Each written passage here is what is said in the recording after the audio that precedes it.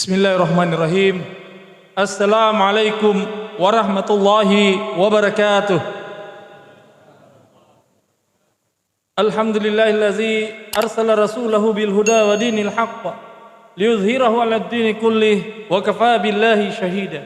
Asyhadu an la ilaha illallah wa asyhadu anna Muhammadan abduhu wa rasuluh. Allahumma salli ala Muhammadin wa ala alihi wa ashabihi ajmain. Hadirin rahimakumullah, segala hendak kita panjatkan kehadirat Allah Subhanahu wa taala yang dimana hingga pada malam ke-17 Ramadan ini kita masih senantiasa diberikan limpahan nikmat oleh Allah Subhanahu wa taala. Tidak ada lagi yang lebih nikmat dari nikmat iman. Maka dengan itu marilah kita buktikan bahwasanya kita abdan syakura dengan cara meningkatkan keimanan kita di bulan suci Ramadan ini. Salawat dan taslim atas junjungan besar Muhammad sallallahu alaihi wasallam yang telah diutus ke muka bumi ini sebagai rahmatan lil alamin, penyebar kasih sayang di muka bumi ini. Begitu juga menjadi contoh suri teladan bagi akhlakul karimah yang insyaallah di akhirat nanti kita senantiasa mendapatkan syafaatnya. Hadirin rahimakumullah, nikmat iman adalah nikmat yang tertinggi bagi manusia. Tidak ada lagi yang tertinggi selain iman. Karena hanya imanlah yang kita hadapkan kepada Allah Subhanahu wa taala nanti pada akhirat nanti. Hadirin rahimakumullah, di malam ke-17 bulan suci Ramadan ini tidak terasa kita akan sudah memasuki nisfu daripada pertengahan daripada bulan suci Ramadan ini. Sebentar lagi akan memasuki di mana kebiasaan kita adalah iktikaf. Namun iktikaf ini haruslah dengan keikhlasan dan betul-betul kita laksanakan agar supaya kita meraih kesuksesan. Apa itu? Setidaknya kita mendapatkan Lailatul Qadar, begitu juga mendapatkan dari ridha Allah dengan limpahan pahala yang berlipat ganda.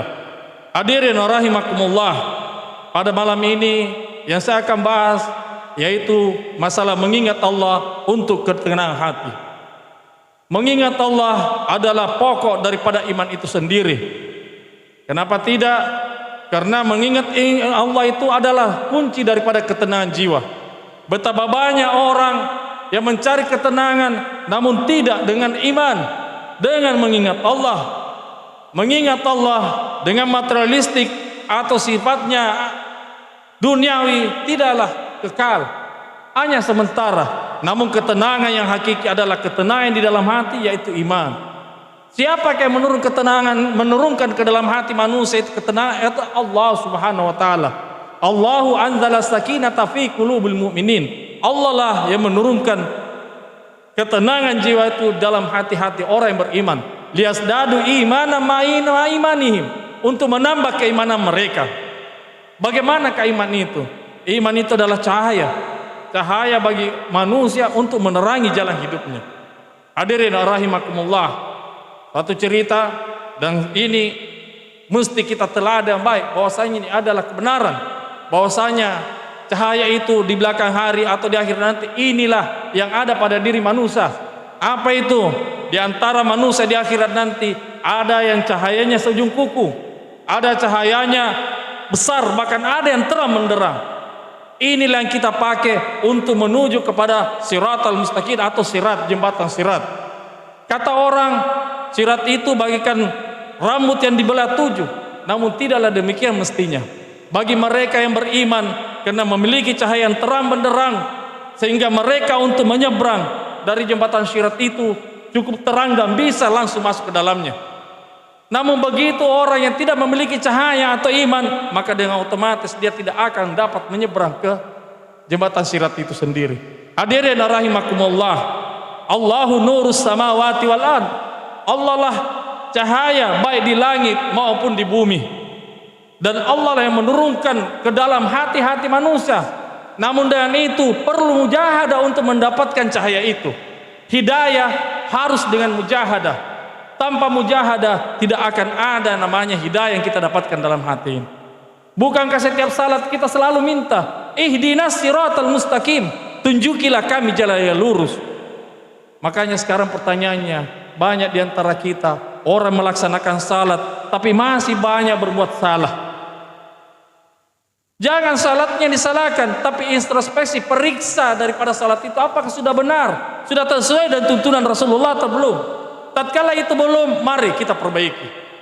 Betapa banyak orang yang beribadah namun mereka cuma sia-sia, ahsari amala, apatah lagi di bulan suci Ramadan ini. Maka kunci daripada ibadah itu adalah banyak mengingat Allah. Hadirin rahimakumullah, tidak salah kalau banyak mengingat Allah, itu adalah ketenangan hati yang kita dapatkan, karena Allah akan melindungi hambanya yang senantiasa banyak mengingat Dia.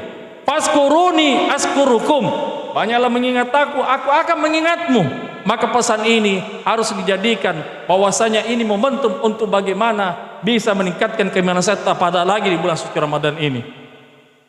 Ingat, bulan suci Ramadan ini sudah banyak yang berguguran, sudah banyak yang sudah lari dari ketaatannya kepada Allah Subhanahu wa taala.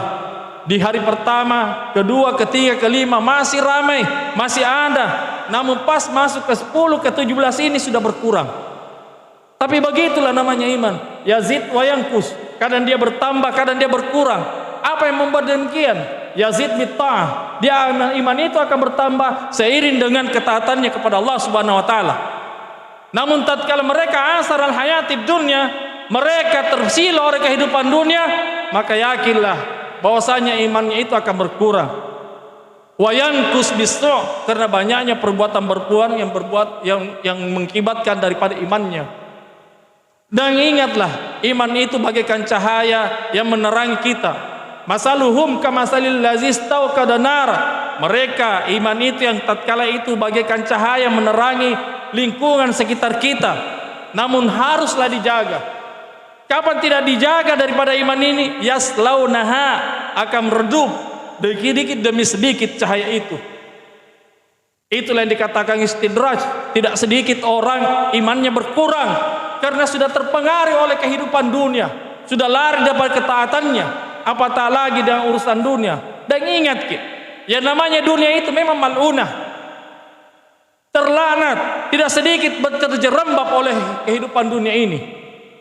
Makanya tidak sedikit dalam Al-Quran itu dikatakan ad-dunya laibu wa lahwun, tempat bersenda-gurau dan bermain, gurura, tertipu.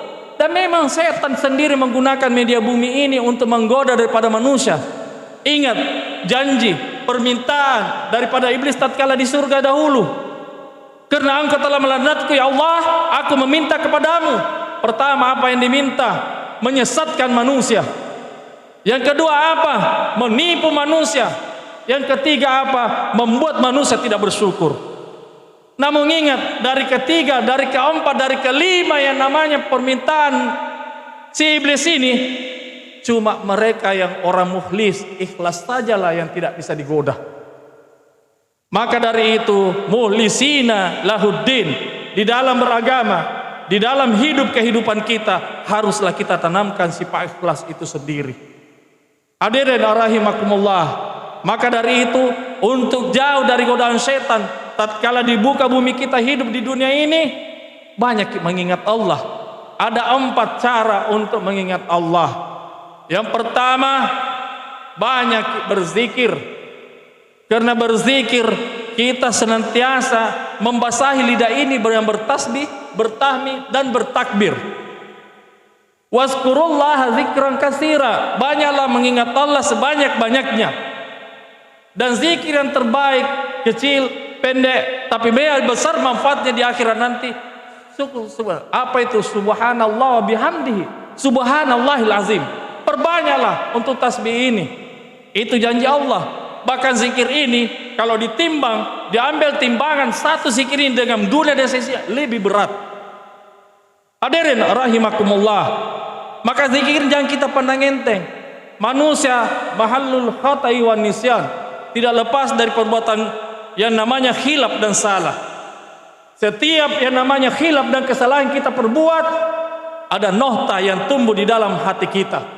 Nohta titik hitam ini kalau tidak ditambal, tidak dihapus dengan istighfar, akan bertambah terus daripada dosa kita, akan bertambah terus. Bagaikan dalam tubuh kita tatkala terjangkiti penyakit dan kita tidak obati sedini mungkin, ini akan menjadi penyakit yang mematikan. Begitu juga hati. hati kalau sudah dikena 1 titik, 2 titik, 3 titik tidak diobati, maka dia akan fi qulubihim maradun, sakit. Sumber daripada penyakit hati itu adalah itu tadi, maksiat, dosa kepada Allah, dan tidak ditutup dan tidak ditambal dengan istighfar. Perbanyak istighfar. Dengan istighfar banyak kemudahan-kemudahan. Istighfar ini karena dosa itu menghambat daripada rezeki masuk, maka istighfar agar supaya dipermudah daripada rezeki kita. Hadirin rahimakumullah, zikir. Yang kedua, perbanyak berdoa. Berdoa di bulan suci Ramadan ini mustajab sekali. Apatah lagi 3 waktu, di waktu inilah paling mustajab. Pertama di sepertiga malam. Di sepertiga malam inilah adalah amalan-amalan para nabi. Dulu diwajibkan, namun tatkala setelah Isra Mi'raj itu menjadi sunnah. Tapi itu sunnah tertinggi daripada sunnah yang telah dilaksanakan oleh Rasulullah SAW. Bayangkan kalau ini adalah masyhuda, langsung dipersaksikan oleh para malaikat. Sejalan dengan Lailatul Qadar akan turun malaikat. Apa yang dikerja untuk turun malaikat?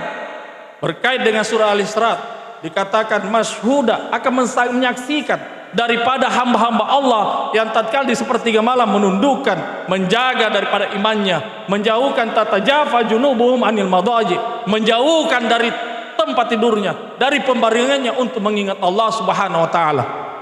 Banyak manfaat daripada Lailatul Qadar, banyak manfaat daripada salat tengah malam.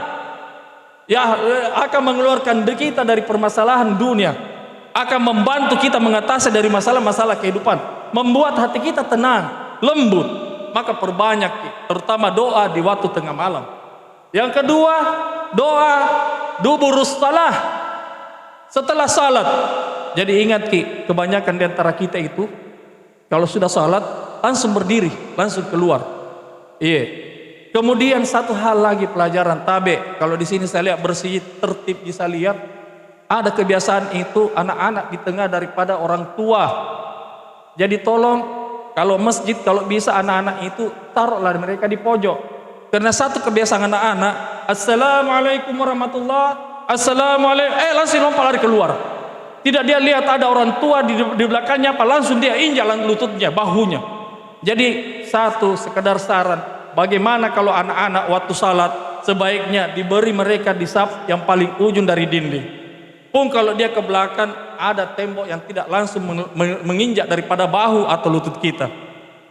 Hadirin rahimakumullah, maka dari itu tatkala selesai salat mari kita berzikir. Zikir yang dicontohkan Rasulullah, pertama beristighfar, kedua takbir, tahmid, tahlil, dan bacalah doa di dalamnya. Maka doa ini sangat mustajab, apalagi setelah sudah salat. Kemudian doa yang diterima atau mustajab yaitu antara azan dengan salat iqamah. Maka maka dari itu, daripada kita berbicara, daripada bicara kosong, mari kita berzikir kemudian berdoa. Mudah-mudahan terkabul daripada doa kita. Hadirin rahimakumullah, zikrullah pertama adalah perbanyak zikir. Yang kedua, perbanyak salat.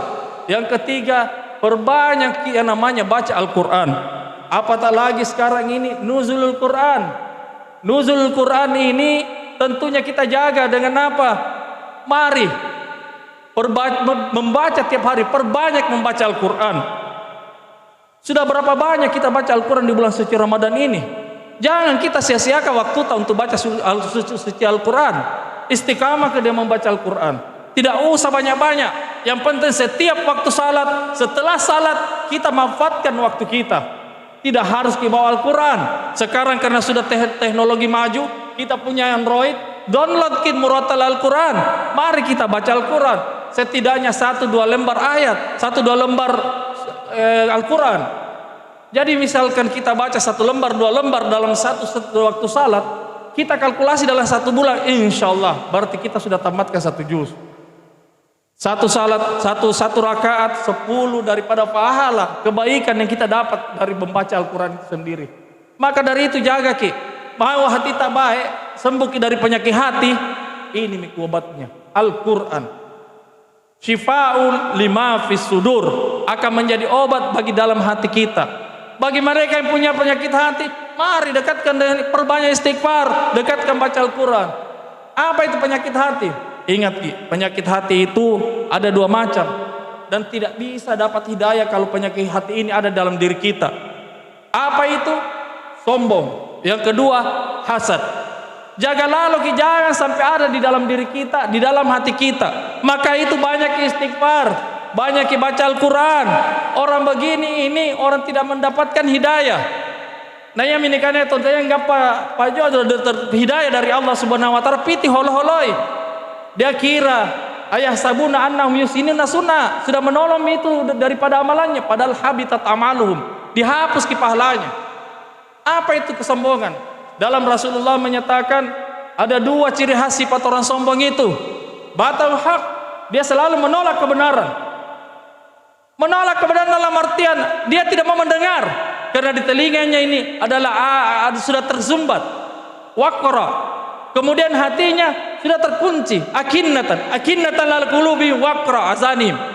Jadi yang namanya orang sombong inilah sifatnya.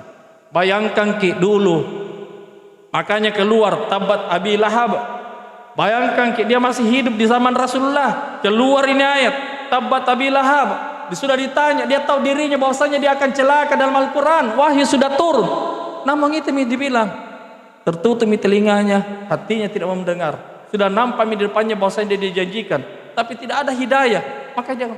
Begitu juga tatkala paman Rasulullah dia meninggal, susah sekali mengucapkan dua kalimat syahadat. Bahkan dituntut oleh Rasulullah, ya pamanku, ucapkan la ilaha illallah. Tapi dia tidak sanggup. Ini bukti bahwasanya hidayah itu tidak bisa datang dari siapapun, kecuali Allah sendiri yang memberikan hidayah ke dalam hati kita. Yahdi may yasha wa yudillu may yasha. Dia akan memberi hidayah kepada siapa yang dikehendaki, dia akan memberi sesat kepada siapa yang dikehendaki.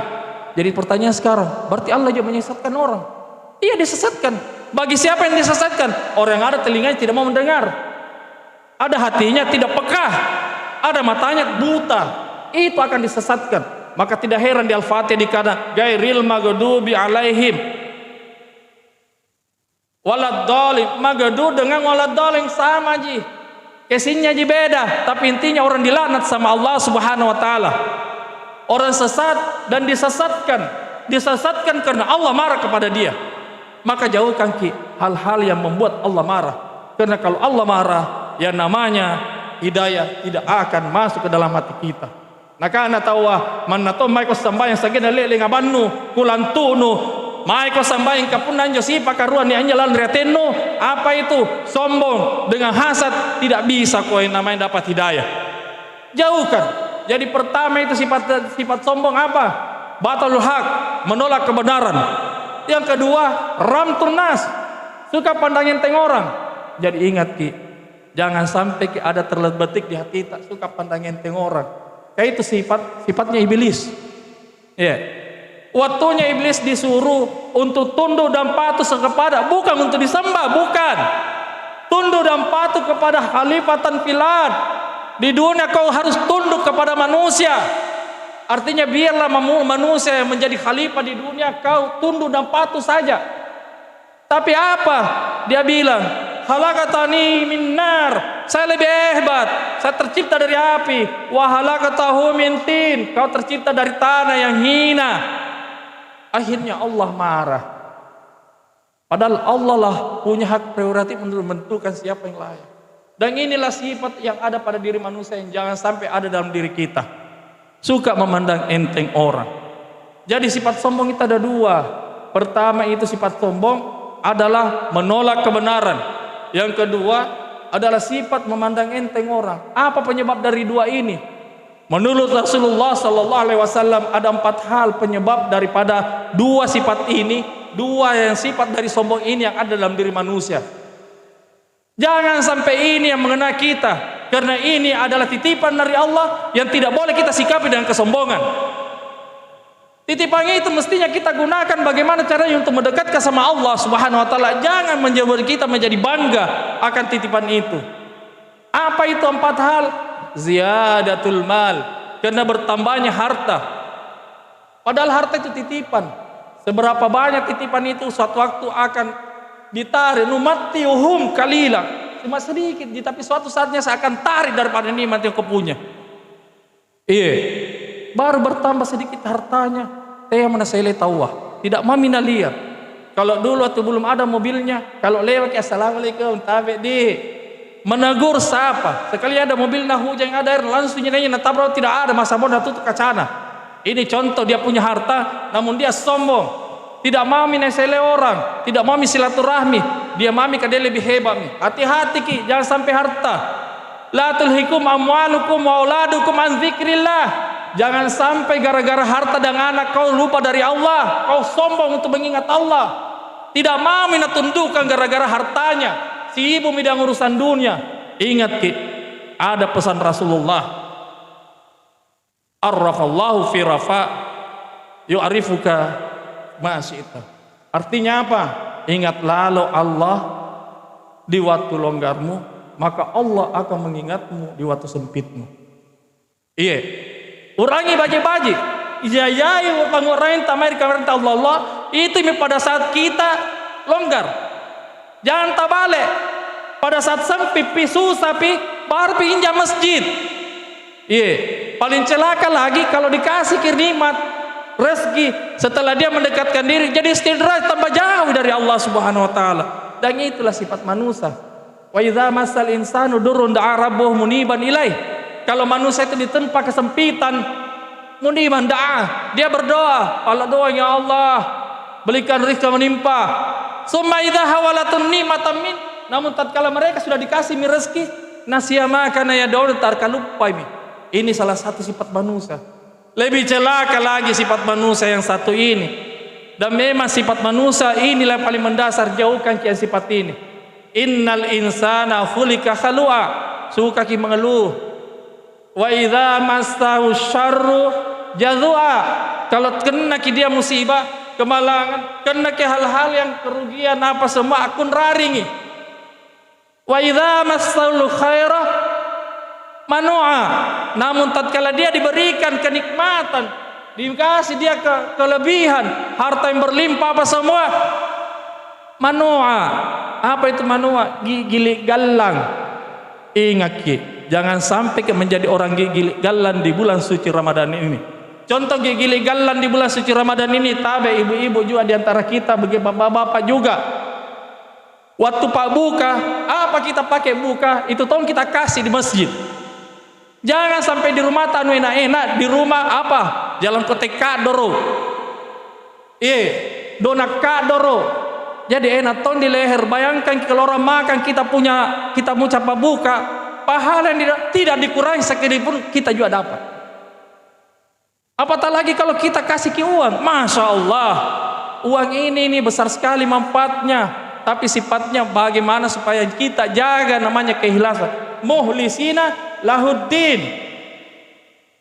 wala tubtilu sadaqatikum bil manni wal adza. Jangan sampai kita punya infak sedekah ini batal pahala karena apa? Ada nilai manni wal adza, ada nilai bahwasanya saya bangga sudah senam ini. Iya.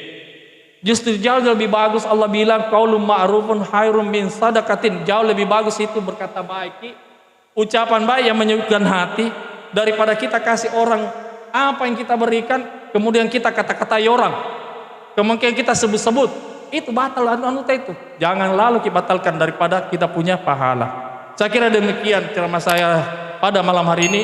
Adanallahu wa iyyakum ajmain. Assalamualaikum warahmatullahi wabarakatuh.